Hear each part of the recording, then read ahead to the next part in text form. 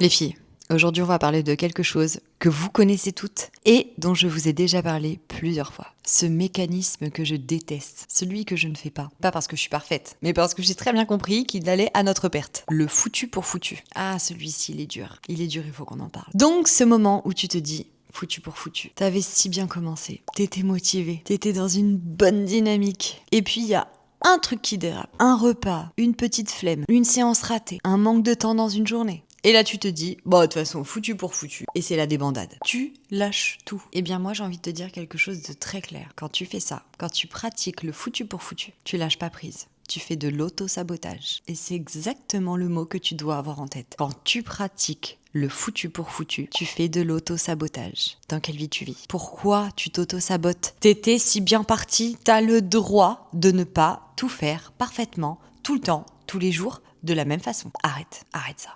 Et on va en parler. Et crois-moi, ça arrive dans plein de situations. Il va falloir que tu arrives à détecter cet automatisme du foutu pour foutu. Donc comme je te le dis, ça arrive dans plein de situations. Tu mangeais équilibré et il y a un repas trop riche qui arrive que tu n'avais pas prévu. Tu avais prévu de faire une séance de sport et elle se passe pas bien ou tu peux pas la faire. Tu avais prévu d'être régulière dans tel ou tel domaine et ce jour-là, ta journée part dans tous les sens. Et au lieu de te dire « Ok, chiant, mais je continue, je reprends demain », tu te dis « foutu pour foutu ». Et là, c'est toute ta journée, ta semaine et tout ce que tu étais en train de construire que tu fais valser comme ça, en quelques secondes. Pourquoi ? Est-ce que c'est le conseil que tu donnerais à ton enfant? T'as eu une mauvaise note en maths, t'as pas réussi. Tu pensais avoir réussi, mais t'as pas réussi. Tu sais quoi, foutu pour foutu, vas-y viens, on fait plus les maths de notre vie. Tu lui dirais jamais ça à ton enfant. Tu lui dirais, c'est pas grave, c'est qu'une note, une fois. On fera mieux la prochaine. On va travailler mieux. Vous voyez ce que je veux dire? Pourquoi s'auto-saboter? Pourquoi pratiquer ce foutu pour foutu? Vous avez le droit de kiffer, vous avez le droit de faire différemment à un moment parce que vous pouviez pas faire autrement, parce que ça s'est présenté comme ça cette invitation, parce que vous avez kiffé ce moment avec vos amis à lâcher prise. Mais tu peux lâcher prise un peu, t'es pas obligé de faire n'importe quoi. C'est comme celui qui fume une cigarette et tu dis foutu pour foutu, tu sais quoi, vas-y, je vais fumer la cartouche. Foutu pour foutu, j'ai bu un verre, je vais me taper tout le bar. Pourquoi tu fais ça? C'est le même truc. Vous seriez exactement en train de dire à cette personne qui pratique le même foutu pour foutu, pourquoi tu fais ça? Tu renverses un peu ton verre, qu'est-ce que tu fais? Tu prends la bouteille et tu la jettes par terre. Foutu pour foutu, de toute façon faut que je ramasse, donc autant que... Mais non, tu fais pas ça. Tu continues de minimiser, tu continues de faire attention, tu continues d'être tranquille, chill, responsable, raisonnable. Alors pourquoi tu fais pas ça quand ça te concerne avec le sport, l'alimentation ou toute autre routine qui te fait du bien? Ça peut être skincare, ça peut être un mouvement simple comme du yoga, du pilates ou des moments autres qui te font du bien. Pourquoi quand ça te fait du bien, tu pars sur un foutu pour foutu et tu le laisses tomber? Donc non, le problème ce n'est pas l'écart. Le problème c'est ta réaction face à l'écart. Ta réaction d'après. C'est pas une séance ratée, c'est pas un repas plus copieux, c'est pas une journée où tu touches pas terre. Le problème c'est ta réaction pour l'après. C'est ce moment où tu abandonnes derrière. En fait, le foutu pour foutu, c'est juste un abandon mental, un raccourci mental. En fait, ton cerveau, il se dit simplement, puisque c'est pas parfait, ça sert à rien. Ça n'a pas le mérite d'exister, j'arrête. C'est pas ça que tu vas recommander de faire à tes enfants, à ta meilleure amie, à ton mec. C'est pas tout ou rien, c'est du mieux que tu peux, sur une durée prolongée. Donc non, c'est pas parce que t'es pas parfaite que ce n'est pas utile et que ça n'a pas de valeur pour être continué, poursuivi, même après. Exemple très concret, parce qu'on continue d'avoir en tête que le foutu pour foutu, ça doit s'arrêter. Tu commences ta journée, tout se passe très bien, ton petit-déj, nickel, ta séance de sport, nickel, tu retrouves tes collègues, t'avais prévu ton petit repas, ta lunchbox, et là ils te proposent un resto.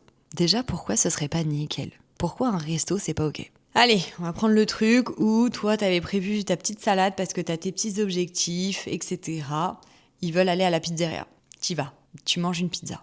Et t'as mangé une pizza. Le reste de ta journée pourrait se passer tout à fait correctement. Tu pourrais rééquilibrer le soir, rééquilibrer le lendemain, rééquilibrer sur plusieurs jours parce que ça faisait pas partie de tes objectifs. Peut-être que tu es un petit peu en train de partir sur un excès calorique par rapport aux objectifs que tu as personnellement, mais tu as mangé une pizza et ça reste là. Et en fait, t'en démords pas. Et là, tu pars sur du foutu pour foutu. Donc t'as pris la pizza, jusque-là, ça allait bien, ça se rééquilibre. Et surtout, ton cerveau, il était juste en train de kiffer un moment. Mais après, t'as pris un dessert, t'avais plus faim. Parce qu'une pizza, ça cale beaucoup, surtout que là, t'es en rééquilibrage alimentaire, t'es dans des objectifs, bref, tu prends un dessert. Et puis finalement, il y a des cookies au bureau tout le temps. Foutu pour foutu, j'ai mangé une pizza, un dessert, tu sais quoi, j'ai pas faim, mais allez, donnez-moi les cookies. Tu rentres le soir, tu retrouves ta famille, et normalement, t'as tes petites habitudes, tes petites routines. Mais ton cerveau, il a décroché, tu l'as laissé abandonner. Et là, Tu vas grignoter pendant que tu es en train de faire à manger. Tu vas pas manger ce que tu t'étais dit, alors que tu aurais pu manger ta lunchbox que tu avais emmenée le midi en disant tu sais quoi, le repas pour moi il est prêt ce soir. Et là, tu es parti pas sur un excès calorique de quoi? Allez, peut-être 500 calories, imaginons. T'es parti sur beaucoup plus. Et le problème, c'est que tu vas mettre 2 jours à t'en remettre parce que tu vas culpabiliser, tu vas pas te sentir bien et tu vas continuer le foutu pour foutu quelques jours, voire même quelques semaines. Alors que t'étais bien parti. À quel moment un seul resto avec ses collègues te mette dans un foutu pour foutu? Non, on peut pas l'accepter. On arrête. En 2026, on arrête d'accepter ça.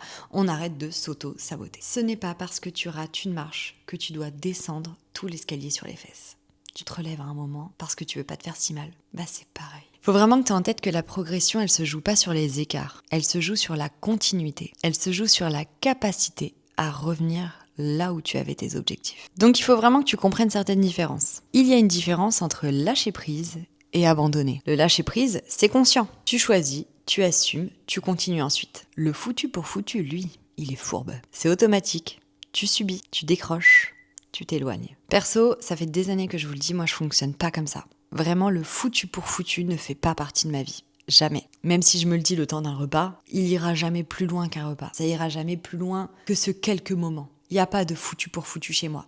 Parce que vraiment, dans ma tête, le foutu pour foutu, c'est comme si je renverse un peu mon verre et je prends la bouteille d'eau et consciemment, je renverse toute la bouteille d'eau par terre. Pour moi, le foutu pour foutu s'image comme ça. Et évidemment, c'est lunaire comme réaction. Je ne juge pas les personnes qui le font. Je fais exprès de faire cette vidéo avec ce genre d'exemple pour que vous ayez les mêmes réflexes, les mêmes connexions qui se fassent. Et à chaque fois que vous avez envie de dire foutu pour foutu, votre cerveau vous envoie cette bouteille d'eau que vous êtes en train de renverser par terre et ils vous disent « Ah non, c'est débile. Vas-y, essuie ton petit peu d'eau là qui est tombé de ton verre et on n'en parle plus. » Et du fait que je pratique pas ce foutu pour foutu, c'est ce qui fait que je tiens sur la durée. C'est ce qui fait que j'ai toujours mes petits objectifs en tête. C'est ce qui fait que je me sens toujours bien toute l'année.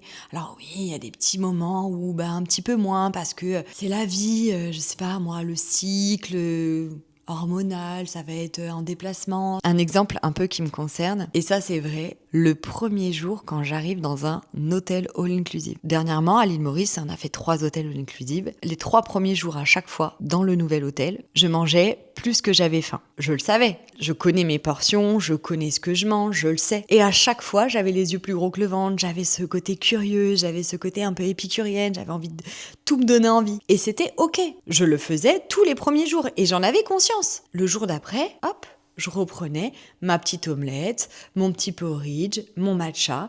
J'allais pas chercher les crêpes, les pancakes, le ci, le là, le machin. Non. Mais j'avais conscience, vraiment, et c'était ok, complet, que le premier petit-déj, j'avais envie de goûter à tout. Mais je n'ai pas fait ça sur les 10 jours. J'en ai fait sur 3. Ça n'a pas été compliqué à rééquilibrer. Je me suis pas sentie à la fin du séjour pas bien, en mode mais punaise, je suis arrivée avec ma shape et tout, comme j'aime. Je repars, je me sens moche. Moi avec moi, d'accord? Il n'y a pas de comparaison avec qui que ce soit d'autre. Soyez consciente, soyez raisonnable, vivez sans frustration, sans être toujours là dans le surcontrôle et sans l'auto-sabotage. Pas de foutu pour foutu, vous avez le droit d'avoir une journée, un déj, un repas, une séance de sport qui soit différente, qui soit pas comme vous l'aviez imaginé. C'est ok, mais il va falloir que vous preniez l'habitude de revenir à votre routine saine, à vos habitudes saines. Donc je le répète, mais ce n'est pas la chute qui compte, c'est la vitesse à laquelle tu te relèves. Donc la méthode va être simple. Quand tu sens le foutu pour foutu arriver, 1, tu le reconnais,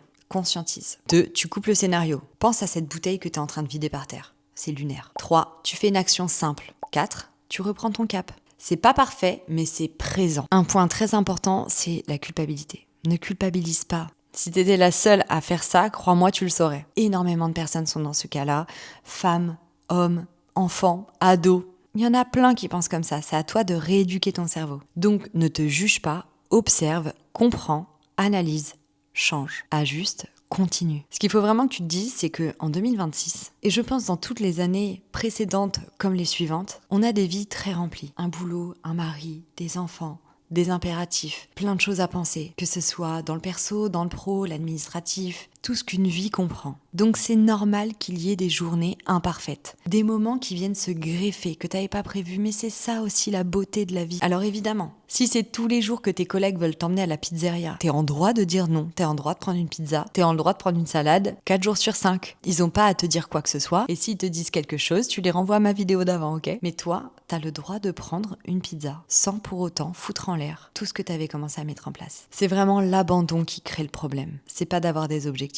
Donc à ton prochain foutu pour foutu, tu t'arrêtes, tu souffles, tu respires, tu conscientises et tu reprends. Ce n'est pas foutu pour foutu, c'est juste imparfait et c'est ok. On va faire un petit jeu parce que tu vas pas me raconter forcément le foutu pour foutu que tu pratiques, mais tu vas me trouver des exemples de foutu pour foutu lunaire. Exactement comme l'exemple de la bouteille d'eau que tu renverses parce que tu as juste fait renverser un peu ton verre d'eau sur la table. Vas-y, faites-moi rêver, montrez-moi tous les foutus pour foutu. Comme ça aidera toutes les femmes qui vont tomber sur cette vidéo à lire, à conscientiser qu'effectivement le foutu pour foutu, ça ressemble à ça. Alors allez-y. En tout cas, si cette vidéo t'a plu, te sert, résonne en toi, te parle, peut parler à une de tes amies, ta famille, n'hésite pas à leur partager, n'hésite pas à me mettre un petit commentaire parce que ces vidéos-là, moi je les adore et c'est du temps. C'est beaucoup de réflexion, c'est des confidences aussi. Et c'est fait pour t'aider toi, vous aider vous, parce que c'est important de pas simplement partager des vidéos comme ça, mais moi j'aime vraiment avoir des clés, le pourquoi, comment changer, comment s'améliorer, comment continuer. Donc bref, moi ça me parle, j'espère que toi aussi. Et je te laisse me mettre un petit commentaire, t'abonner et aller regarder mes vlogs parce que eux aussi sont très sympas. Je parle d'énormément de choses, donc si tu veux ma version premium, c'est en vlog. Je te fais des gros bisous et je te dis à très vite.